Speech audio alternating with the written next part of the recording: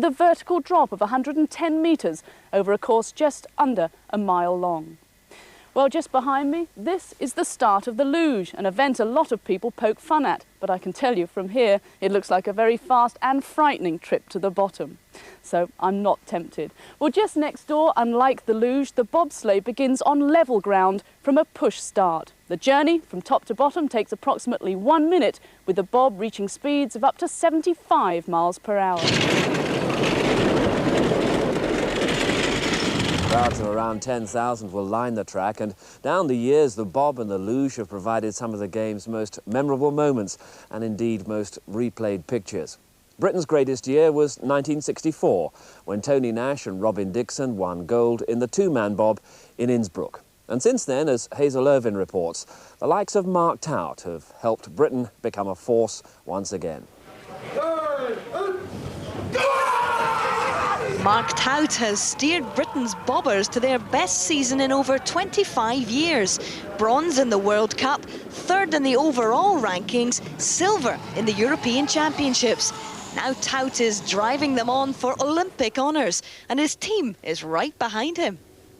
They're one of the best, you know, they are the best in the world. You know, it's judged on hundreds of a second, and when you look at the starter sheet, if we're 1 or 2 hundreds behind the best team, then you have to say that's a world-class start. There's always going to be little differences from track to track, but the guys are dedicated, and they know when they make mistakes, and they go out and correct them, and they're all grown-ups. They produce good starts.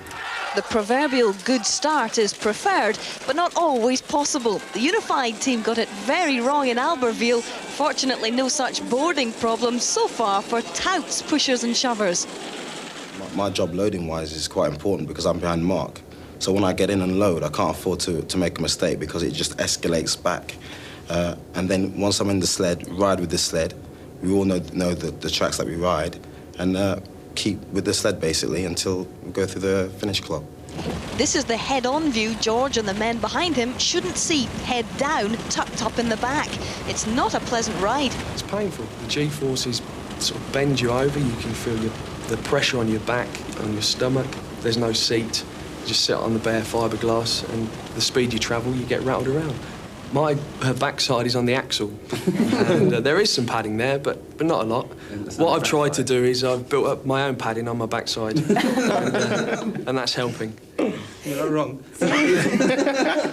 Lenny Paul should laugh. Tout's brakeman in both the 4- and the 2-man competitions wasn't smiling 2 years ago. When leading at the halfway stage, he sat up to admire the view. It proved costly. All of a sudden I thought, flipping out, where the hell was I? I mean, as you can imagine, everything's going really, really quick. And all I can imagine was our medal flashing by, you know. I mean, there's a complete lack of concentration. But you learn from that, and I'm not one for hiding, or we made mistakes. And we ain't scared of failure, so that's why we're back up here again. So where will Team Tout roll in this time? A medal of any colour is their aim. But going for gold are the Swiss, already World Cup winners. Or will Austria be #1 again? The bobbers are ready to rock and roll. Meanwhile, the losers are set to do the twist, and it goes like this. Round and round, up and down they go at speeds well in excess of the limit on British motorways. Not that you'll find many Britons competing. Our lone loser is 19-year-old Paul Hicks, and the pink-suited youngster is beginning to get noticed. He knows no fear. Oh, it's quite a nice track. Not so difficult to get down, so I'm not really afraid of it. Perhaps a bit nervous if the race is on, but you've got to be cool to do it. Paul has more than just composure going for him. He's German-based with a German coach, and like 23 of the last 24 luge gold medalists, he's a German speaker.